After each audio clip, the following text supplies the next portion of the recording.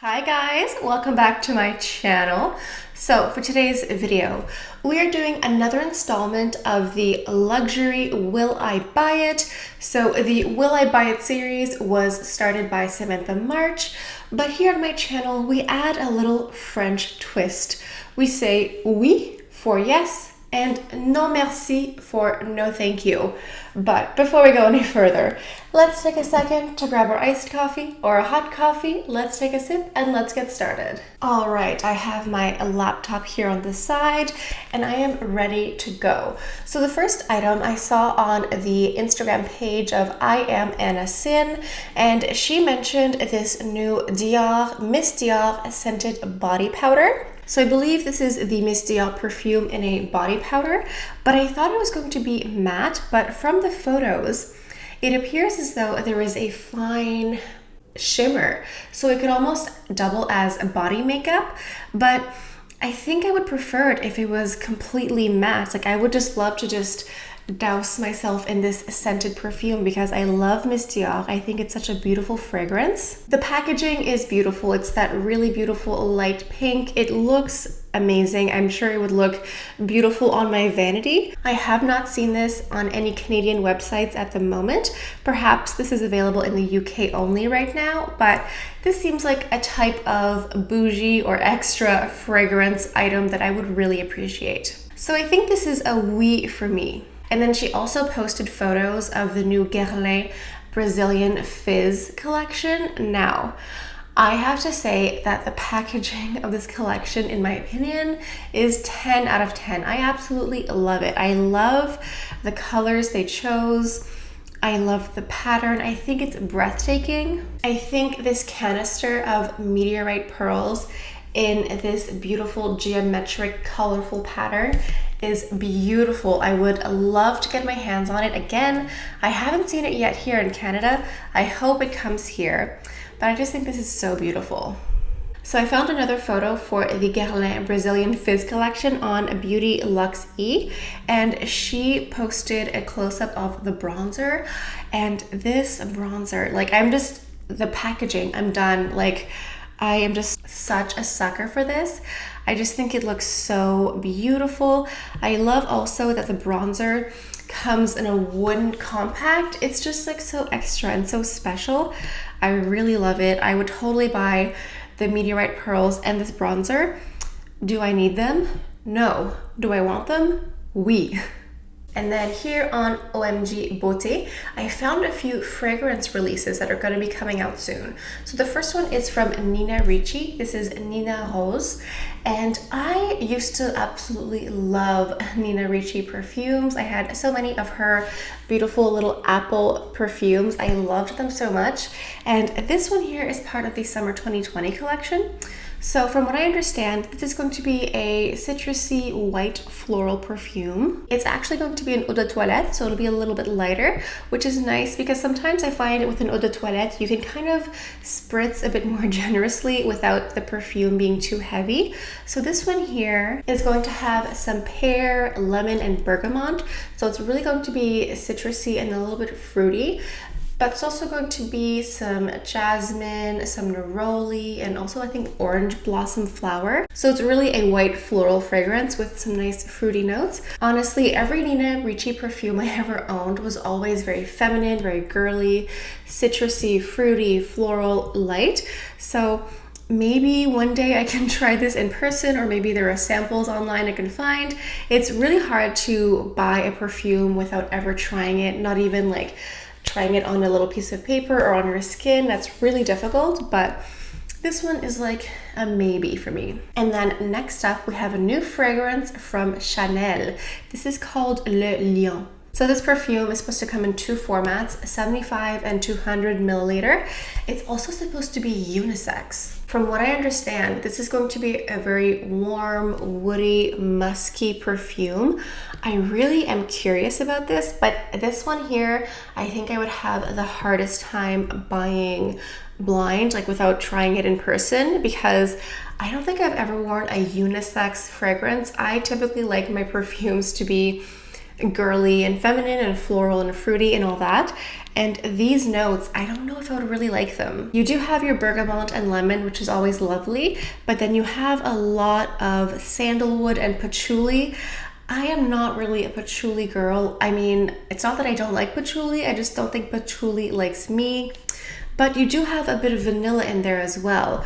So I'm really curious about this one. I really am curious. I just don't know logistically how I would actually try this out, but this one here is a maybe. Okay, so moving on to some Chanel. So I found someone on Instagram by the name of Klinger Tracy, and she has some close-up photos of the Chanel fall collection. So apparently this is supposed to come out in Asia sometime in August, which I think is funny because here in Canada on June 15th, the day that I'm filming, we still do not have the Les Beige collection. So the thought that I could possibly buy the Les Beige collection and the fall collection within the same 30 days, I find hilarious. Anyway, Tracy went ahead and posted some close-up photos of both of the eyeshadow palettes. Now, when I saw the initial photos, I thought that they looked very similar to each other, but the swatches look still quite similar to each other. I was going to say they look different, but I mean, maybe, I would say that at least two of the shades look a little bit overlapping. Like there is a little bit of subtle difference. The palette number 364 looks more reddish, like there's one darker color that looks definitely more like a reddish color, and 362 looks like it has a nice brown color. Honestly, I like these types of colors, but I know many people are sick of them. I know a lot of people don't want to see any more red eyeshadow. I get it. To me, the whole aesthetic of this collection doesn't scream fall. It screams like a Valentine's Day collection. Like I think this would make sense to come out sometime in February, you know, like a late spring collection. To me, this doesn't really scream fall, but I know Lucia Pica, the artistic director for Chanel Makeup, loves the color red, as we can see here. But please let me know what you think of this Chanel fall collection here. Okay, moving on to Chic Profile. So Tavia released some photos here of the YSL summer collection this year for 2020. There's going to be a new mascara and some solo individual eyeshadows. So the promo photos look beautiful. I think the packaging is really lovely. I think Kaya Gerber looks really beautiful in the makeup. I'm not sure how wowed I am by the individual eyeshadows. I think they look nice. I think if I were to buy one, I would buy the taupey brown color. The red, I don't think so. The light color looks like a nice champagne color, but I have a lot of those. I would definitely try the mascara. I think the mascara and the brown eyeshadow are the only items that I would really consider buying. Okay, moving on to Angel Naked One. He posted some new makeup from Clé de Peau Beauty.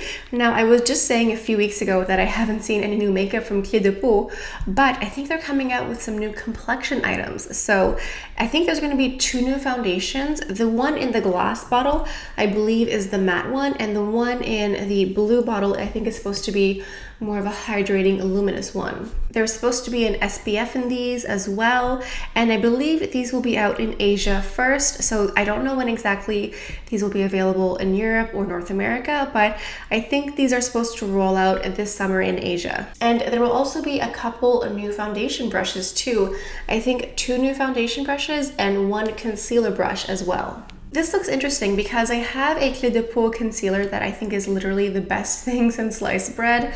I have some Clé de Peau lip products, but I've always heard amazing things about their complexion items, so I would definitely try one of these foundations. I think I would probably not try the matte one because I don't have oily skin, but I would definitely try the other foundation. And now we have Makeup Craze, who posted some close-up photos of the new Dior eyeshadow palettes. Now, we saw some promo photos of these a few months ago, but these look like photos taken by a real human being without filters, without Photoshop, all of that. And these look really pretty. There's a really beautiful blue eyeshadow palette that I'm quite taken by. Obviously, of course, I'm quite a sucker for those blue shades. But there's also a black smoky eyeshadow palette that looks quite nice.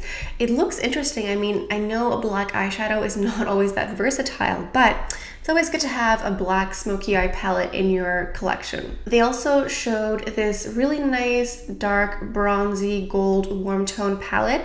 This looks really pretty. There's nothing wrong with it. It's just not wowing me. I think I have a lot of these types of colors, so I probably wouldn't pick up this one here. I'm sure it would look amazing, but I kind of want something a bit more wow. The pinky red color I think is really pretty. I think it would have to depend on the timing of these releases, because if I picked up the Chanel fall collection and if this Dior collection came out the same week or something, I wouldn't get this red palette because the Chanel palettes are going to be red, but I think this looks really nice. In my experience, Dior always makes really beautiful pink eyeshadows. Okay, last but not least, I saw these makeup items here available on Holt Renfrew and also The Bay. These are new makeup items from Guerlain. So here in Canada, we haven't seen the Brazilian Fizz collection, but we've seen this new eye collection from Guerlain. One of them is this dual-ended eyeshadow stick, and these look quite interesting. I mean, the issue that I have is that some eyeshadow sticks are terrible on me. I don't know if it's a combination of having hooded eyes and oily eyelids, but they just don't work. So I'm a bit hesitant on these here. But they also have a new mascara out, which seems interesting. The wand is really big and fluffy, and I like those types of wands because I find they usually end up giving you lots of volume and drama. So I think this collection here is a pretty big possibility that I'll pick it up. Alright guys, I think this about does it for my roundup of luxury. Will I buy it? Oui or non merci? Please leave a comment down below. Let me know which collections are you saying oui, which ones are you saying non merci? Are you somewhere in the middle? Let us know down below. If you guys are new to my channel, I talk about nothing but luxury beauty, and I do lots of reviews and tutorials. That way you guys at home really get a sense on how to use up all of your makeup. Plus, I have a new series on my channel called Beauty History, where I dive into the history and legacy of different fashion houses. So if any of that sounds interesting, please subscribe. So I think this is all I have for you guys for today. Thank you all so much for stopping by. I hope you have a beautiful day, and I'll see you guys next time. Bye.